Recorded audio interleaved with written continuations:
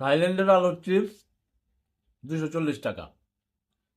আমাকে একজন অভিযোগ দিছিল যে ভাই এই জিনিসটা একটু দেখেন তো, কারণ আমার 240 টাকা লস।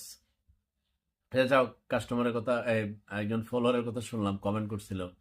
উনি বলছে এই আলুর চিপস আর বাংলাদেশে আলুর চিপসের পার্থক্য কি, এটা তো আমার পরিমাপ করা সম্ভব না।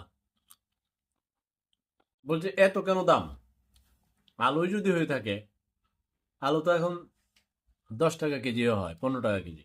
তো এটা কি, এটা কোন আলু, কোন সিজনের আলু, থাইল্যান্ড বা কোন দেশ থেকে নিচ্ছে? আমরা দেখি বাংলাদেশে অনেক সময় বিভিন্ন দেশে আলু যায় না। উনি বাংলাদেশে 10 টাকার কেজি আলু এখানে গিয়া ঘুরে এসে বাংলাদেশে আবার প্রোডাক্ট হয়ে কি 240 টাকা হয় কিনা।